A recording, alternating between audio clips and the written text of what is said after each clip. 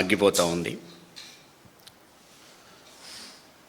రాష్ట్రాన్ని పరిపాలించేవాడే ఒక అరాచకవాది అయినట్టయితే, ఆర్థిక అరాచకవాది అయినట్టయితే దానికోసం ఏమైనా చేస్తాడు. అది ఈరోజు తెలంగాణలో స్పష్టంగా కనపడుతోంది. నిన్న కొడంగల్లో ముఖ్యమంత్రి మాట్లాడుతూ చిన్న చిన్న వాళ్ళ మీద ఇరుచుకపడుతున్నాడు, చిన్న ఉద్యోగుల మీద, అంటే బిఎల్ఏలు వీళ్ళంటి ఉద్యోగుల మీద ఇరుచుకపడుతున్నాడు అత్యంత నీతిమంతుల్లాగా. కానీ అక్కడే ఒక మాట ఒప్పుకున్నాడు స్టేజ్ మీద, ఎకరాలు కానీ బకరాలకు అమ్ముతున్నారా అనే కామెంట్ చేశాడు.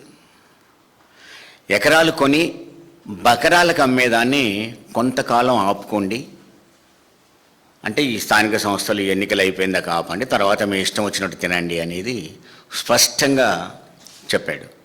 ఇదే మాట అతని ప్రమాణ స్వీకారానికి ముందు కూడా ఒక ఇంటర్వ్యూలో ఈ వాగ్దానాలని నెరవేరుతాయా అంటే, నేను కడుపు కట్టుకొని సంవత్సరం ఉంటే చాలు ఈ మొత్తం నెరవేరుతాయి అన్నాడు. అంటే తను లంచాలు తినకుండా కడుపు కట్టుకొని ఒక్క సంవత్సర కాలం పాటు ఉంటే మొత్తం వాగ్దానాలు నెరవేరుస్తా అన్నాడు. ఇప్పుడు వాగ్దానాలు నెరవేర్చట్లేదు అంటే కడుపు కట్టుకోవడం మానేసినవా అని అర్థం వస్తుంది. మానేసి ఎకరాలు కొని నీ బకరాలతో కింద ప్రజలకు అమ్మిస్తున్నావా అనేది స్పష్టంగా అర్థమవుతోంది.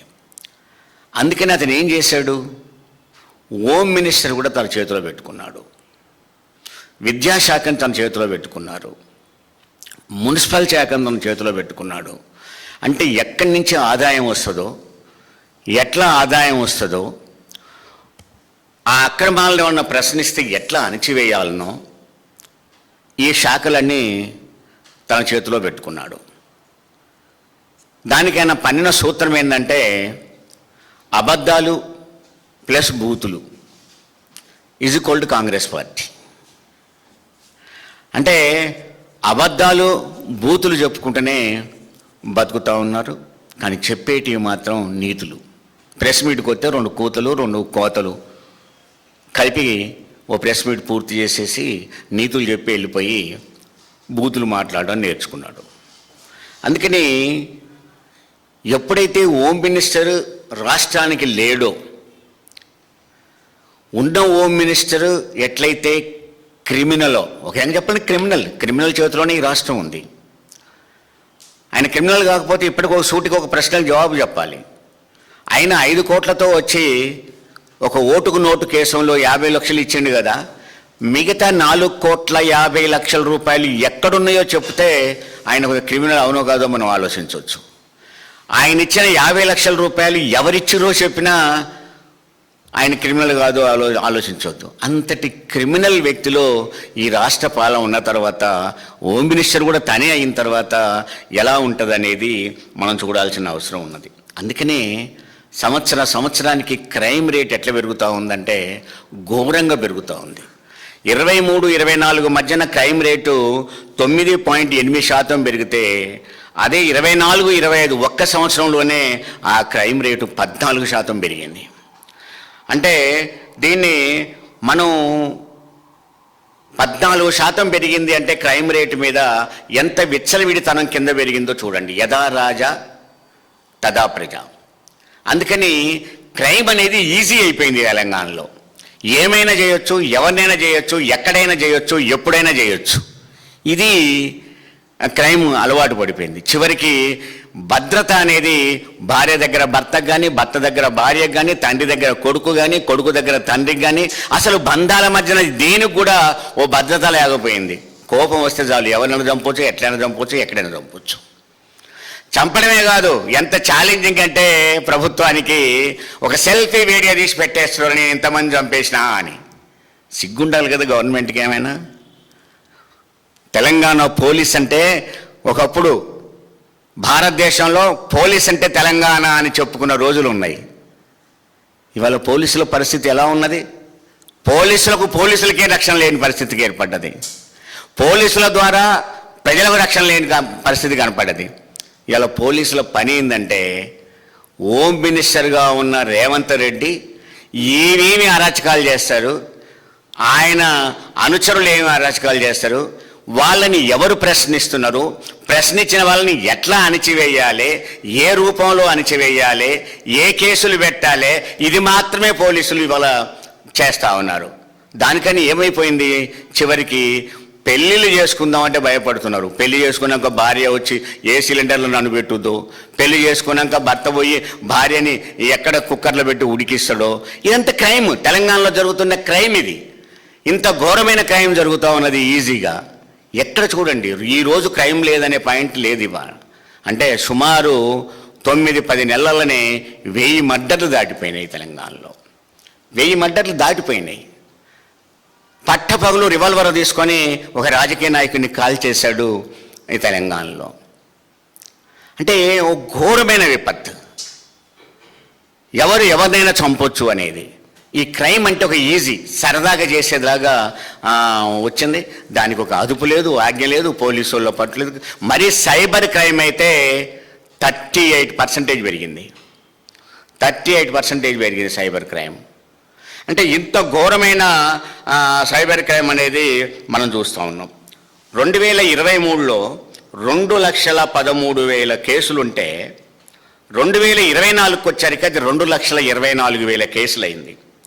అదే 2025లో 10 నెలలనే 2,38,000 కేసులు అయినాయి. అది క్రైమ్ రేట్.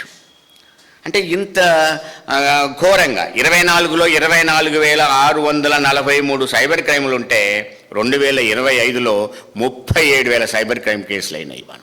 అంటే ఇంత ఘోరంగా జరిగిపోతుంది. కానీ ఈయన మాటలు మాత్రం ఎలా ఉంటాయంటే కోతలు దాడుతూ ఉంటాయి. మీరు అప్పుడప్పుడు మనం చిన్నప్పుడు ఇంటూ ఉండేవాళ్ళం. రోడ్డు పక్కన కూర్చొని ఒక లెవెలైన ఆయన కూర్చొని, అరే నువ్వు లేతే బతకవరా అంటాడట ఆ గోతిలో కూర్చొని. లేతే బతకవరా అంటే రోడ్డు భయపడితే అరే వీడు వస్తే నేను బతకను ఏమో అని చెప్పి నేను ఆడ తీసి పెడితే ఇక అసుంట పోయినాక వీడు చిన్నగా లెవెలైనడు వచ్చి చదువుకొని పోతాడనమాట. ఇలాంటి ఒక లెవెలైనడు ఒక విషయంగా అంటే పరిపాలనలో అసమర్థుడు, అరాచకంలో సమర్థుడు.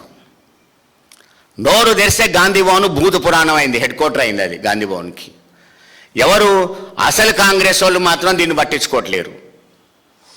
ఎవరు పట్టించుకుంటున్నారు అంటే రేవంత్ రెడ్డి తెచ్చిన వాళ్ళు, రేవంత్ రెడ్డితో వచ్చిన వాళ్ళు, వీళ్ళు మాత్రం మాట్లాడుతూ ఉన్నారు, వాళ్ళు చేస్తూ ఉన్నారు. అందుకని ఏం చేశాడు, ఒకరిద్దరికి ఇప్పుడు క్యాబినెట్ వాదిచ్చి నన్ను తిట్టినప్పుడు మీరు కూడా తిట్టండి, నన్ను తిట్టినప్పుడు మీరు కూడా తిట్టండి, నేను తిడతా ఉంటే మీరు సమర్థించండి అని చెప్పి ఒక ఇద్దరికి ఇచ్చారు. ఆ ఇద్దరు నేను చూశాను రేవంత్ రెడ్డి పోయి మిర్చిగా తిడతా ఉన్నారు. ఒక ఆయన అంటే ఒక ఆయన అంటాడు అవలే అంటాడు. ఈ మాటలు మాట్లాడితే అవలేగాలే అవలే మాటలు మాట్లాడతారు. మామూలు వాళ్ళకి ఎందుకు వస్తాయి ఈ మాటలు? సామాన్యంగా రాజకీయాలు మాట్లాడుకునే వాడికి అవలే మాటలు రావు. అవలే అనే పదవాడిన మాట నువ్వు అవలే ఉండాలి, లేకపోతే నీకెట్లా వస్తాయి? ఇలాంటి మాట్లాడడానికి ఒకరిద్దరిని పెట్టుకున్న పరిస్థితి కూడా మనం చూసాం. అందుకని దీన్ని ఈ క్రైమ్ నుంచి బయటపడాలంటే ఈ ముఖ్యమంత్రి తప్పుకోవాలి. ఇది ఎక్కడికి వస్తూ ఉంది? విద్యలో హాస్టల్లో పిల్లలు చచ్చిపోతూ ఉన్నారు, పట్టించుకోడు. హాస్టల్లో పిల్లలు చచ్చిపోతాను పట్టించుకోడు. పొలాలలో రైతులు చచ్చిపోతున్నారు, పట్టించుకోడు. కానీ ఈయన అనుకున్న హోమ్ మినిస్టర్గా ఉన్న పోలీసులు ఉన్నారు కదా, వాళ్ళు ఏం చేస్తున్నారంటే యూరియా కొట్టల కోసం ఆందోళన చేస్తే రైతులు పట్టుకుని కొడతారు. పోడు భూముల కోసం ఆందోళన చేస్తే మీరు చూస్తారు టీవీలలో ఎంత భయంకరంగా. ఒక ఆడపిల్లని జుట్టు పట్టుకొని ఇట్లా గిరాటేసి తిప్పాడేస్తాడు పోలీసుడు. ఆ పోలీసుడిని నేను అడుగుతున్నా, ఇంటే నీ పిల్లమో తల్లో అలాంటి గిరాట ఎవడన్నా నేస్తే భరిస్తావా అని అడుగుతున్నా నేను. ఏం మనిషివి కదా నువ్వు? మానవత్వం లేదా? మానవత్వం ఉంటే ఒక గిరిజన బిడ్డ ఆ భూమి మీద బతుకుతుంది, ఎన్నో ఏళ్ళగా బతుకుతుంది, పోడు భూములకు పట్టాలు ఇచ్చిన ప్రభుత్వాలు ఉన్నాయి. నువ్వు చేసేది ఏంటి? ఆ బిడ్డను పట్టుకొని గిరాటేస్తుంది. ఏంటి గుర్తు రాలేదా భార్య పిల్లలు ఆ రోజు? కేవలం రేవంత్ రెడ్డి పైనే గుర్తుంటాడా? ఒక అటవీ శాఖ అధికారికి వాళ్ళని అరెస్ట్ చేసే కానీ వాళ్ళని హరాస్ చేసే కానీ హక్కు ఎక్కడి నుంచి వచ్చిందని నేను అడుగుతా ఉన్నాను. యూరియా కట్టల కోసం నిలబడితే క్యూలో నిలబడ్డ ముసలాలను పట్టుకొని కొడుతూ ఉన్నారు ఇక్కడ. లేదు మాకు నీళ్లు కావాలని నీళ్ళ కోసం పోతే కొడతా ఉన్నారు, తాగునీళ్ళ కోసం పోతే కొడతా ఉన్నారు, సాగునీళ్ళ కోసం పోతే కొడతా ఉన్నారు, అక్రమ కేసులు పెడతా ఉన్నారు. ఇదేంటి అంటే చాలు సోషల్ మీడియా మీద కేసులు పెడతాం. ఇది ఒక అలవాటు. ఎవరికి వస్తుంది ఈ కేసులు పెట్టే కోపం అంటే? చేతగానానికి వస్తుంది. చేతగానానికి నిక్కుడు ఎక్కువ ఉంటుంది. అందుకని కేసులు పెట్టి నువ్వు బతికి బట్టగట్టడం కోసం ఎదుటి వాడి మీద కేసులు పెట్టి వాళ్ళని ఏం మాట్లాడకుండా చేసి నువ్వేదో చేద్దామని ఉద్ధరించే ప్రయత్నం చేస్తా ఉన్నాడు. అందుకని నేను అనేది ఏంటంటే, మీరు ఏం చేసినా ఏం చేస్తున్నారంటే, ఇంకా ఇప్పుడు నిన్న ఒక ఆయన ఖమ్మంలో ప్రెస్ మీట్ పెట్టి ఒక ఆయన అంటాడు, ఆయన ఇందిరమ్మ ఇండ్ల సీన్ అన్నమాట. ఆయన పేరే ఇందిరమ్మ ఇండ్ల సీన్ అనమాట. ఇందిరమ్మ ఇండ్ల సీన్ అన్న కాదు, నువ్వు ఇందిరమ్మ ఇంట్లో సీన్ అన్నావు. నువ్వు ఆ ఇంట్లో బతుకుతున్న సీన్ అన్నావు తప్ప ఇండ్ల సీన్ అన్నావు కాదు. నువ్వు ఆ ఇందిరమ్మ ఇంట్లోకి రేవంత్ రెడ్డి కాదు, ఇందిరమ్మ ఇంట్లో రేవంత్ రెడ్డి కాదు, ఈయన మోడీతో జోడీ రేవంత్ రెడ్డి. ఆయన కాంగ్రెస్ అంటే పట్టదు, ఆయన కాంగ్రెస్ మనిషి కాదు, ఆయన కాంగ్రెస్లో ఉన్నవాడు కాదు. అందుకని నీకు ఢిల్లీలో రాహుల్ గాంధీ ధర్నా చేస్తామంటే ఆ ధర్నాలు అయినా పాల్గొనలే. పైగా రాహుల్ గాంధీ ఏమంటాడు, విద్యార్థులలో లాఠీ చార్జ్ కందెర్ర చేస్తాడు. ఇక్కడ రేవంత్ రెడ్డి లాఠీ చేస్తే కళ్ళు మూసుకుంటాడు. జస్ట్ ఢిల్లీకును హైదరాబాద్కు తేడా ఏంటంటే ఆడ కంటెనర్ చేస్తాడు, ఇలా కళ్ళు మూసుకుంటాడు. మరి మధ్యాహ్నం నడిచింది ఏంటి, మూటలా? ఎన్ని మూటలు వస్తే అన్ని రకాల డ్రామా చేస్తావా? ఇంత దొంగ వైఖరా అని రాహుల్ గాంధీని అడక్క తప్పదు. అది ఇక్కడ విద్యార్థుల మీద జరుగుతున్న లాఠీ చార్జ్ 7 సార్లు లాఠీ చార్జ్ జరిగింది విద్యార్థుల మీద. లాఠీ చార్జ్ కాదు, నిన్న యువజన సభ జరిగితే ఆ సభలో కేటీఆర్ ఎమ్మటి ఒక ఆమె కూర్చుందట, సింధు అని. ఈమె బీఆర్ఎస్ కార్యకర్త అని. వాడు సిగ్గుంటారు కదా, బీఆర్ఎస్ కార్యకర్తలు నిరుద్యోగులు ఉండరా? నిరుద్యోగులలో బీఆర్ఎస్ ఉండదా? చదువుకున్న వాళ్ళు బీఆర్ఎస్ ఉండదా? ఈ రోజు కూడా తెలంగాణలో బీఆర్ఎస్ విద్యార్థి విభాగం పెద్ద సంఘం. మరి వాళ్ళు చదువుకొని వాళ్ళు నిరుద్యోగులు గారా? ఏం బీఆర్ఎస్కు మద్దతు ఇవ్వకూడదా? బీఆర్ఎస్ పిలుపునిస్తే వాళ్ళు మద్దతుగా రాకూడదా? ఓ సమస్య ఎందుకు వచ్చింది, దాన్ని నువ్వేం చేస్తున్నావో చెప్పాలి. అంటే నీ 70,000 ఉద్యోగాలు ఇచ్చిన కేటీఆర్ సవాల్ చేస్తే దానికి ఒక ఆయన ఇద్దరు, నేను చెప్పానుగా క్యాబినెట్ హోదా వచ్చిందని, దానికి వాళ్ళు రివర్స్లో కొడుతూ ఉంటారు. నేను ఇప్పటికి అడుగుతున్నా, ఎందుకే ఇంత సవాళ్ళు, ప్రతి సవాళ్ళు? ఈ 70,000 ఉద్యోగాలకు ఫలానా తారీఖు నాడు మేము నోటిఫికేషన్ ఇచ్చినాం, ఇది నోటిఫికేషన్ అని చూపెట్టరాదు? పంచాయతీ పరిష్కారం అయిందిగా. ఏ రోజున ఇచ్చినావు నోటిఫికేషను? ఈ నోటిఫికేషన్ ఇచ్చినావు చూపెట్టు. మళ్ళీ కోతలు ఎందుకు ఇందులో, అబద్ధాలు ఎందుకు దీంట్లో? సూటిగా చూపెట్టు. 70,000 ఉద్యోగాలు ఇచ్చినావు. ఒక కాంగ్రెస్ నాయకుడు ఒక టీవీ డిస్కషన్లో పాల్గొంటుంటే ఎదురు కూర్చున్నాడు, మీ అబద్ధాలు నేను తట్టుకోలేను అయినా అబద్ధాలు ఆడుకోమని చెప్పి లేచిపోయింది. ఇలాంటి పరిస్థితి. అంటే ఇక్కడ మోడీకి వ్యతిరేకంగా రాహుల్ గాంధీ ధర్నా చేస్తాడు, కానీ మోడీ జోడీ హైదరాబాదులో అణిచివేసి నియంతృత్వంగా పరిపాలిస్తాడు. మరి రాహుల్ గాంధీ దాన్ని అరికట్టాలిగా. ఢిల్లీలో ఏదో డిమాండ్ చేస్తున్నావో అది ఇక్కడ హైదరాబాదులో కూడా ఉండాలి కదా. అంటే రేవంత్ రెడ్డి కాంగ్రెస్ని ఖచ్చితంగా, రేవంత్ రెడ్డి లక్ష్యాలు 2 ఉన్నాయి. నేను ఎప్పుడు చెప్తుంటాను, మళ్ళీ చెప్తా. రేవంత్ రెడ్డి లక్ష్యాలు 2. ఒకటి కాంగ్రెస్ను బొందబెట్టడం, 2 కేసీఆర్ని ముఖ్యమంత్రి చేయడం. ఈ 2 అయిందాక నిద్రపోడు. కాంగ్రెస్ వాళ్ళు ఏంటి, మిగతా కాంగ్రెస్ వాళ్ళు బలనం కాకుండా తప్పించుకుంటున్నారు, రేవంత్ రెడ్డిని వదిలేస్తున్నారు ఇష్టపూర్తిగా. అందుకని ఎకరాలకు తొందరలోనే బయటపెడతాం.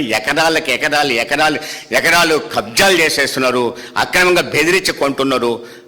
అదే ఇలా మాట్లాడాడు, బకరాలకు అమ్ముకుంటున్నాం అని. అందుకని నేను అనేది ఏంటంటే, స్పష్టంగా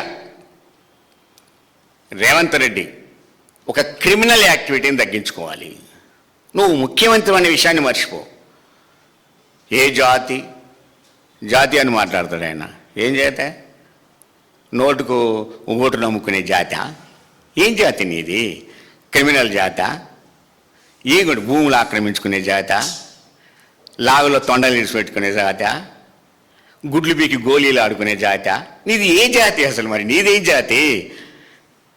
ఈయన ఆశ్చర్యంగా ఉంటుంది. ఈయన అంటూ ఉంటాడు, అందరినీ అందం గురించి మాట్లాడతాడు. ఈ అందగాడు గురించి మామూలు అందగాడు కాదు ఆయన. కింది నుంచి మొదలు పెడితే బోధకాలు, దొడ్డికాళ్ళు, ఊదరపొట్ట, కోడిబోర, లొట్ట చెంపలు, సొట్టబుగ్గలు, కింద పడేసిన సిలిండర్ లాగా ఉంటాడు బొర్లుకుంటా. ఈయన అందం గురించి మాట్లాడుతాడు. కేటీఆర్ని అందం గురించి మాట్లాడిండి ఈయన. అంటే ఇలాంటి కూతలతో బతకడం కాదు, పరిపాలన మీద ఇప్పటికైనా దృష్టి పెట్టు. నువ్వేదైతే అన్నవో 1 సంవత్సరం కడుపు కట్టుకుంటే నేను ఈ హామీలను నెరవేరుస్తానన్నావో ఆ కడుపు కట్టుకో, హామీలు నెరవేర్చు. ప్రధానంగా రైతులకు నీళ్లు లేక రాబోయే కాలంలో కరెంటు ఉండదంటున్నారు, నీళ్లు ఉండవంటున్నారు. మరి వీటన్నింటి మీద జాగ్రత్త వహించి రైతులకు న్యాయం చేయమని కోరుతూ రేవంత్ రెడ్డికి మరొకసారి హెచ్చరిక చేస్తున్నా, ఇలాంటి కూతలు కూస్తే ప్రజలు ఊరుకోరు అని కూడా చెప్పదలుచుకో.